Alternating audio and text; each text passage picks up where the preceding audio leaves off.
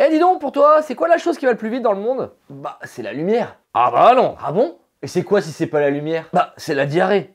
La diarrhée? Bah oui, la dernière fois que j'ai eu la diarrhée, j'ai même pas eu le temps d'allumer la lumière que j'avais déjà chié dans mon froc.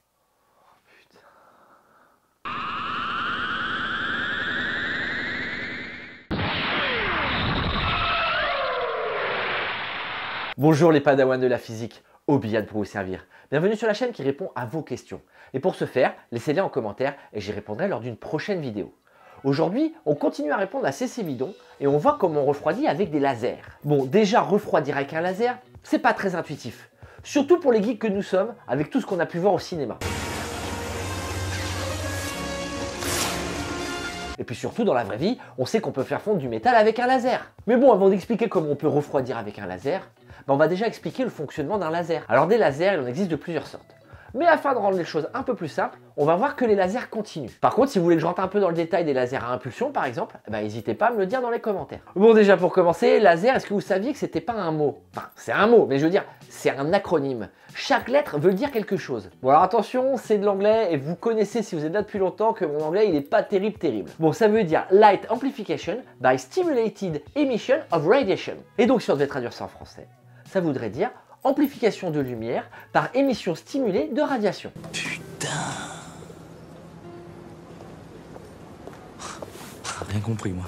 Bon, je pense que t'es pas le seul, du coup on va aller se plonger un petit peu dans la physique quantique. Et on va le faire comme d'habitude sur cette chaîne, on va le faire grâce à l'atome de Bohr. Petit rappel de ce que c'est l'atome de Bohr, déjà c'est une modélisation, donc pas la réalité physique. Et cette modélisation permet de placer les électrons du cortège électronique d'un atome par couche d'énergie. Quand chaque électron est disposé sur sa couche normale, on dit que l'atome est dans son état fondamental. Mais on peut faire changer l'état d'un atome grâce à un apport d'énergie extérieure. On va le faire passer à un état excité. Qu'est-ce que ça veut dire? Ça voudrait dire qu'un électron du cortège électronique, grâce à l'énergie extérieure apportée, changerait de couche et passerait de celle où il est à une ou plusieurs couches au-dessus. Par contre, pour que ça puisse arriver, il faut fournir l'énergie exacte dont l'électron a besoin pour passer d'une couche à l'autre. Si on lui donne trop d'énergie, l'électron ne passera pas à la couche supérieure, et si on ne lui donne pas assez, il ne passera pas non plus. On est allé très vite sur l'atome de Bohr, mais pour ceux pour qui c'est la première fois ici, n'hésitez pas à aller voir les vidéos précédentes où je suis rentré beaucoup plus dans le détail. Et maintenant, voyons comment on met ça en application dans un laser. Prenons un contenant, une sorte de récipient, et on va y mettre qu'un seul type d'atome. Et on va considérer que tous les atomes qui sont dans ce milieu vont être dans leur état fondamental. Chaque électron de chaque atome est à sa place normale. Imaginons que j'envoie un photon vers un de ces atomes. Un photon qui a une certaine énergie. Et bien sûr, l'énergie de ce photon va correspondre exactement à l'énergie nécessaire pour faire sauter l'électron de sa couche normale à une couche supérieure. L'atome va donc passer dans son état excité. Sauf que l'état excité, il n'est pas stable du tout. L'électron va revenir sur sa couche normale. L'atome va vouloir revenir à son état fondamental. Ça veut dire que l'électron va être obligé de perdre de l'énergie. Et pour ce faire, il va libérer un photon. Et bien ça a un nom, ça s'appelle l'émission spontanée. Et quand il y a une émission spontanée, le photon, il peut partir dans n'importe quelle direction. Et vous voyez ça, dans un laser, on n'aime pas trop l'émission spontanée. Les photons, ils vont partir dans tous les sens. Ça veut dire qu'il y en a plein qui vont sortir du récipient. Et bien maintenant, on va changer un peu la méthode. Et on va imaginer qu'on bombarde plein de photons dans notre cavité. Il va donc y avoir plein de photons qui vont être absorbés par mes atomes. Oh, je vais me retrouver avec plein d'atomes qui vont être excités. Là, ce que je viens d'expliquer, c'est ce qu'on appelle le pompage optique. Et ce pompage optique, il va créer ce qu'on appelle l'inversion de population.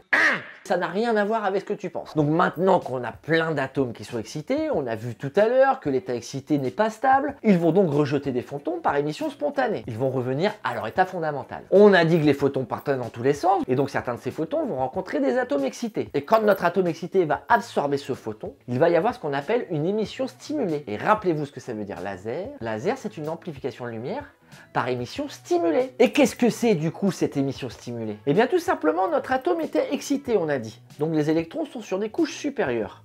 L'atome va absorber un deuxième photon. Ensuite cet atome va se désexciter. On a dit qu'il n'aimait pas être dans cet état-là, en tout cas qu'il avait besoin de revenir à son état fondamental. Pour revenir à son état fondamental, il va rejeter deux photons, mais deux photons particuliers. Ces deux photons vont donc être identiques. Mais quand je dis identiques, c'est vraiment identique. C'est-à-dire qu'ils auront la même énergie, et donc la même longueur d'onde, mais aussi la même direction et le même sens. Et là, normalement, avec ce que je viens de vous expliquer, vous avez compris le fonctionnement de base du laser. Il ne nous reste plus qu'à mettre de chaque côté de notre cavité un miroir. Le premier miroir va donc réfléchir à 100%. Ah bah au moins il y en a un qui réfléchit à 100% dans cette vidéo. Et le deuxième miroir va réfléchir quasiment totalement, environ entre 95 et 99%. Il va quand même laisser passer quelques photons. Évidemment, on l'a dit tout à l'heure, on va bombarder de photons la cavité, donc on a toujours une population d'atomes excités supérieure à celle des atomes en état fondamental. Il va donc y avoir des émissions stimulées en chaîne, parce que les photons créés par émissions stimulées vont forcément créer des émissions stimulées sur les autres atomes excités, et ainsi de suite. Le système de miroir va donc amplifier ça. Effectivement, il va y avoir plein d'allers-retours et donc plein de photons supplémentaires créés. Je rappelle qu'ils vont tous dans la même direction. Et en plus, on l'a dit tout à l'heure, les photons sont identiques. C'est-à-dire qu'ils ont aussi la même énergie et donc la même longueur d'onde. Et ça, on l'a déjà vu dans une précédente vidéo. S'ils ont la même longueur d'onde, ils ont la même couleur. C'est pour ça que le faisceau d'un laser est toujours monochrome. Et vu qu'on concentre tous ces photons dans un faisceau, qui vont tous dans la même direction, eh bien forcément ce faisceau va avoir une certaine puissance. C'est pour ça que grâce à certains lasers, on l'a dit tout à l'heure, on peut découper du métal. Bon ça y est, on a vu comment fonctionnait un laser. On sait donc que dans le faisceau, tous les photons vont être identiques, de même énergie, de même direction et de même sens. Et ça va être important pour ce qu'on va voir juste après, à savoir le refroidissement par laser. Sauf que là on vient de dire qu'il y avait plein d'énergie et que ça chauffait. Donc là c'est un peu compliqué à comprendre. La première chose à assimiler, ça va être une chose assez simple.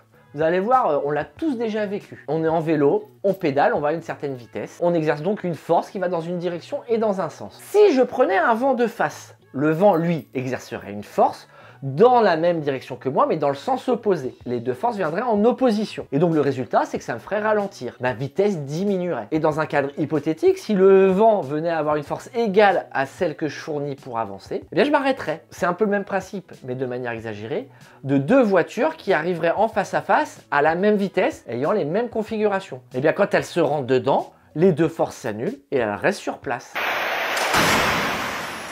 Et donc on voit bien qu'on peut annuler une vitesse en appliquant une force de sens opposé à l'objet qui était en mouvement. Lors de la dernière vidéo, on a expliqué ce que c'était l'agitation thermique. On a dit que c'était les atomes qui vibraient. Plus ça vibrait, plus ça faisait du chaud, moins ça vibrait, plus ça faisait du froid. Imaginons que mon atome vibre, mais on va prendre la partie du mouvement qui va de gauche à droite. Si je venais à pointer un laser qui va de droite à gauche, je vous rappelle que les photons du laser vont que dans un sens, eh bien je viendrais contrer le mouvement de mon atome. Je viendrai donc le ralentir, voire même l'arrêter. Sauf qu'un atome qui bouge, ça va pas que de gauche à droite. Ça va aussi de haut en bas, mais aussi d'avant en arrière. On est donc sur trois directions différentes. Sauf qu'il faut contrer les mouvements allant dans un sens et dans l'autre. Il faut donc 6 faisceaux laser pour pouvoir ralentir un atome, afin de contrer tous les mouvements dans un sens et dans l'autre, dans toutes les directions. Grâce à mon système avec 6 faisceaux laser, je viens donc d'arrêter mon atome. Je viens donc de refroidir mon système. Bah oui, si j'immobilise mon atome, il n'y a plus d'agitation thermique. Et s'il n'y a plus d'agitation thermique, eh bien il n'y a plus de chaleur. Sauf que là, c'est hyper facile, on a vu le concept. On va rentrer un peu plus dans le détail maintenant. Bien évidemment! Bien évidemment!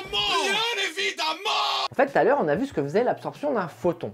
Ça rendait l'atome excité. Ça faisait monter un électron de sa couche normale à une couche supérieure. Sauf que ce qu'on n'a pas dit, c'est que quand ça arrive, il y a un effet de recul de l'atome. Et vu que maintenant on sait que les photons d'un laser sont unidirectionnels, on peut donc forcer le mouvement d'un atome grâce à un laser. Sauf qu'on a aussi dit qu'un atome excité n'est pas stable. Il va vouloir revenir à son état fondamental. Et normalement, vous allez me dire, bah ok, il absorbe un photon, il prend un mouvement de recul, donc ça le ralentit. Mais à un moment, il va émettre un photon, puisqu'il va revenir à son état fondamental. Et je vous dirais oui. Mais on a aussi dit tout à l'heure que lors d'une émission spontanée d'un photon, le photon pouvait aller dans n'importe quelle direction. Donc en fait, votre atome, il va absorber plein de photons du laser, donc ils vont tous dans la même direction, ce qui va le ralentir. Mais ensuite, quand il va se désexciter, il va émettre plein de photons, mais dans toutes les directions. Toutes les directions, ça s'annule. Donc en fait, en moyenne, l'émission spontanée ne crée pas de mouvement de l'atome. Et on a bien un mouvement que dans une direction dû au laser. Il reste malgré tout un dernier problème. Si quand je pointe mon laser sur un atome, il recule. On a dit tout à l'heure qu'il y avait un laser qui allait dans l'autre sens. Donc ça devrait le pousser. Eh bien je vous dirais que... Ta réponse est non! Si je vous disais que l'énergie du laser qui arrive contre le mouvement de l'atome n'est pas la même énergie que celle qui arrive derrière le mouvement de l'atome. Normalement, une fois de plus, c'est un peu contre-intuitif. Si vous êtes des fidèles de la chaîne, vous savez grâce à quel effet c'est possible. C'est l'effet Doppler. L'effet Doppler, vous y avez déjà été confronté. Forcément, quand vous êtes arrêté sur le trottoir et qu'il y a une voiture qui passe, c'est même encore plus flagrant quand c'est une ambulance. Vous savez, le bruit de la sirène de l'ambulance, elle est différente de quand l'ambulance arrive que quand elle repart. Ça, c'est dû à la déformation des ondes sonores due au déplacement de l'ambulance. En fait, le fait que l'ambulance se déplace, ça va venir écraser les ondes sonores devant et élargir les ondes sonores derrière. C'est ça l'effet Doppler. Sauf que l'effet Doppler, là je vous ai parlé sur du son, mais ça marche aussi sur la lumière. En fait, ça marche sur tout ce qui est onde. Notre atome est en déplacement. Vu qu'il est en déplacement, il va écraser l'onde électromagnétique, les photons, qui sont en face de lui. Alors que les photons qui sont derrière, il va les écarter. La longueur d'onde est donc différente devant l'atome que celle qui est derrière l'atome. Et on sait grâce à Max Planck que l'énergie d'un photon est proportionnelle à sa longueur d'onde. Vous savez, c'est le fameux énergie égale la longueur d'onde fois la constante de Planck. Et on sait que pour qu'un photon soit absorbé, pour qu'il y ait l'excitation de l'atome, il faut que l'énergie de ce photon soit égale au gap entre deux couches électroniques de cet atome. Si on a la bonne longueur d'onde lorsqu'on va en opposition à la vitesse de l'atome, on n'a forcément pas la bonne longueur d'onde quand on est derrière, à cause de l'effet Doppler. Et c'est pour ça qu'on peut ralentir l'atome et non l'accélérer grâce au laser. Et imaginez-vous que grâce à cette technique, on peut descendre à des millikelvins, donc 0,001 Kelvin, sachant que le zéro absolu, c'est le 0 Kelvin. Donc on se rapproche du zéro absolu grâce à cette technique. Bon voilà, c'est tout pour moi. Bon, j'avoue, cette vidéo, il fallait au moins 2 boîtes de Doliprane pour pas se péter le crâne. Doliprane Caps 1000 mg. Transforme-les. J'espère que j'ai réussi à simplifier juste assez pour que vous puissiez comprendre le phénomène. Si cette vidéo vous a plu, bien sûr... Oh, c'est dégueulasse, merde. Si cette vidéo vous a plu, n'hésitez pas à mettre votre meilleur pouce bleu. Vous pouvez aussi vous abonner et mettre la cloche pour ne rater aucune des prochaines vidéos. C'était Obian qui vous dit que la science soit avec vous.